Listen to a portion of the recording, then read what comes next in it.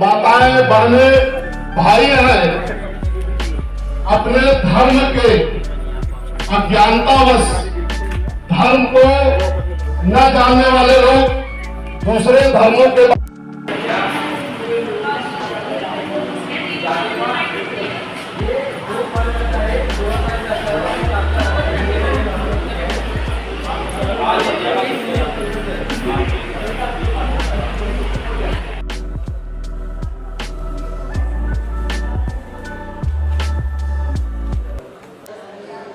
देखिए, ऐसा है, द केरला स्टोरी यह स्टोरी नहीं हकीकत है। इसलिए हकीकत सभी हिंदुस्तानियों के सामने जानी चाहिए और ख़ासकर मालवनी जैसी एरिया में जहाँ की लोग यहाँ जो केरला स्टोरी है उसका यहाँ पर लाइव चलता है। केरला स्टोरी जैसे केरला में चली है लाइव, वैसे केरला स्टोरी की वही घटनाएं कई लड़कियां यहाँ पर भी लोगों के चंगुल में फंसी हैं। रोज़ कुछ न कुछ केस आते हैं। ठीक है, वो आईसीस तक नहीं पहुंची होंगी, लेकिन उनका धर्मांतरण, उनके पीछे जो ये चाल बताते हैं वो सब यहाँ पर भी होता है। और मैं समझता हूँ कि पूरे विश्व में ये षड्यंत्र चल रहा है, तो उस षड्यंत्र को उजागर करने का जो काम इस फिल्म के माध्यम से हुआ, सबसे पहले मैं उस फिल्म के डायरेक्टर सुदीप्तो जी को बहुत बहुत धन्यवाद देता हूँ। और यह फिल्म केवल दुर्गा वाहिनी से आई आवाज, धन्यवाद धन्यवाद। दुर्गा वाहिनी से आई आवाज, धन्यवाद धन्यवाद। दुर्गा वाहिनी से आई आवाज, धन्यवाद धन्यवाद। हम भारत की नारी है, फूल भी है चिंगारी है। हम भारत की बाला है, फूल भी है ज्वाला है। हम भारत की नारी है, फूल भी है चिंगारी है। हम भारत की बाला है, फूल भी है ज्वाला है। जय श्री राम, जय श्री राम, जय श्री राम, जय श्री राम।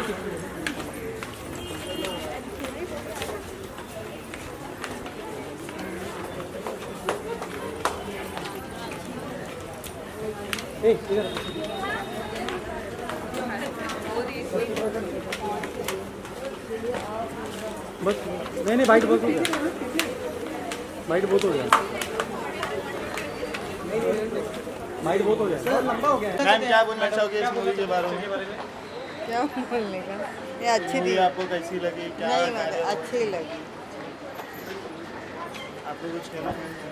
अरे बोल दो, रुक के 2 मिनट, कैसी लगी बताओ ना। बाइट लेने से अच्छा लगा हम लोग को। क्या सीखा आपने? सीखे कि अपने बच्चों को जैसे बच्चों को सुरक्षा करना चाहिए। अच्छे से रखो, सुरक्षित रहे। हमारी लड़का हो या लड़की हो, हिंदू है तो हिंदू ही रहे, चाहे कोई भी जात के हो। अपने हिंदुत्व के और हमारा जो हिंदू धर्म है वो हमारे लिए बहुत बहुत अच्छी बारी है। पिक्चर बहुत अच्छी है, बच्चियों को भी बहुत पसंद आ रही है।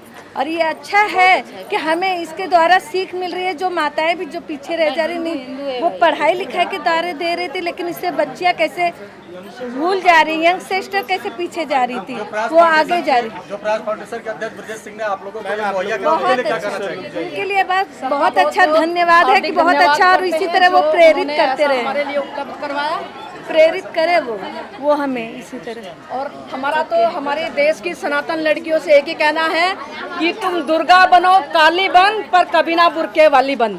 अपने शास्त्रों से जुड़ो और जरूरत पड़ने पर शस्त्र उठाओ। और हमारी परंपरा सभी लोग संगठित कि हमारे आपस में जो भी मोहल्ले में रहते हो संगठित होकर अपने बच्चों को सनातन धर्म की हर बेटी को दुर्गा रूप होना चाहिए और किसी के चंगुल में। और सबसे पहले तो सलमाओं की दोस्ती बंद करें, ताकि ये सलमा अब्दुल तक ले जाने का काम करती हैं।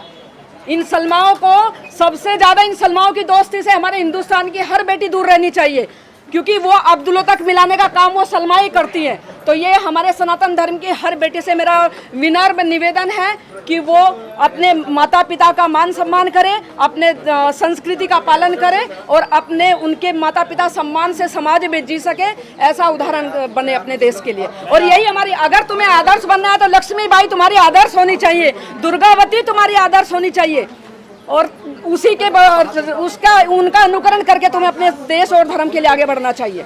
मैम ये मूवी देख के आपको आंसू आ गया आपकी आंखों में से? आप क्या, कौन सा सीन? आंसू नहीं, हमें जुनून आया है, जुनून। आंसू इसलिए आया है, बेटियों को पकड़ पकड़ के उनको आंसू बताया जाए कि तुम ये क्या आंसू करते हो। इसलिए आया है क्योंकि हम लोग संगठित नहीं होते। ये संगठित न होने के कारण ये दिन देखने पड़ते हैं और हमारे बच्चों को समझदारी नहीं आती है। हम आसपास में एक संगठित होके अपने बच्चों के साथ हंसे खिले मिलजुल के रहे तो ऐसे नौबत नहीं आएगी। जब हमारे बच्चे हमारे साथ खेलेंगे उठेंगे उनको समझाया जाएगा तो ये नौबत नहीं आएगी। हमारी कमी की वजह से ये हो रहा है। हम माताओं को संगठित होना पड़ेगा, हम माताओं को संगठित होना पड़ेगा और हमारे बच्चे अगर संगठन में ही बल होता है उसे बच्चे सीखेंगे और उनको शिक्षा दिया जाना चाहिए। और आजकल हम लोग अपना काम करते खाते पीते स्कूल से लाते, बच्चा क्या कर रहा है उस पर थोड़ा गौर करेंगे तो ये भोगना नहीं पड़ेगा। इसीलिए हम सभी हिंदू भाई बहन सभी संगठित होने की, हाँ सब हिंदू एक है। अच्छा एक है, सब मिल के संगठित होने की जरूरत है और आपस में मिल के ये काम को सुलझाया जा सकता है। मैंने विराज फाउंडेशन के विजय सिंह ने इस मूवी को आयोजित किया, इस मूवी को आप क्या कहना चाहेंगे?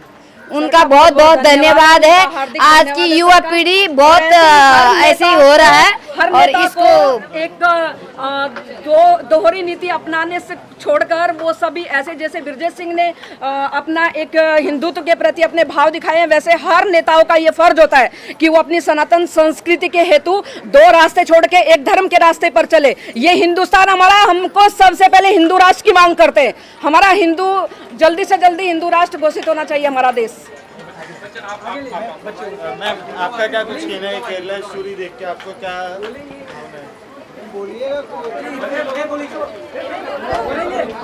यंगेस्ट गर्ल चाहिए बोलोगे आप ये केरला स्टोरी के बारे में क्या बोलना चाहिए आप? क्या बोले, ट्रूथ था ये, फैक्ट है ये, जो आजकल की लड़कियों को पता नहीं है कि उनके साथ ये सब होता है। हमारे मालवनी एरिया में बहुत कन्वर्जन होते हैं but we don't know about it. We thinks like it is अरे यार secularism, what is secularism, we should know about it कि हमारे साथ हो क्या रहा है। वी थिंक लाइक कि यार चलो दोस्त है बट हमारे दोस्त ही हमारी लाइफ का कर देते हैं।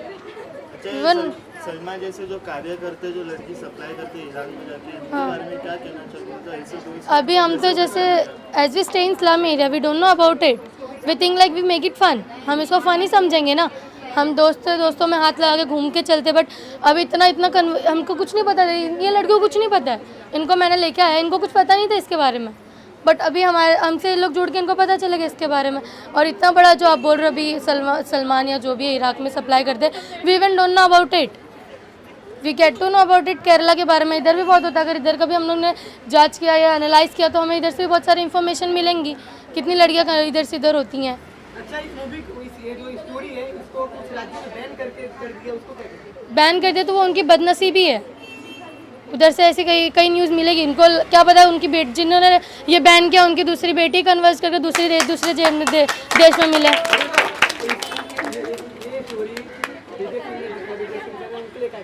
ब्रिजेश सिंह उनको तो मैं हमारे पापा की तरह है वो, जो हम अपनी लड़कियां, हम सबको अपनी लड़कियां मानते हैं वो, तभी उन्होंने हमारे लिए इतना सब हमारे लिए उन्होंने सोचा। भारत माता की जय।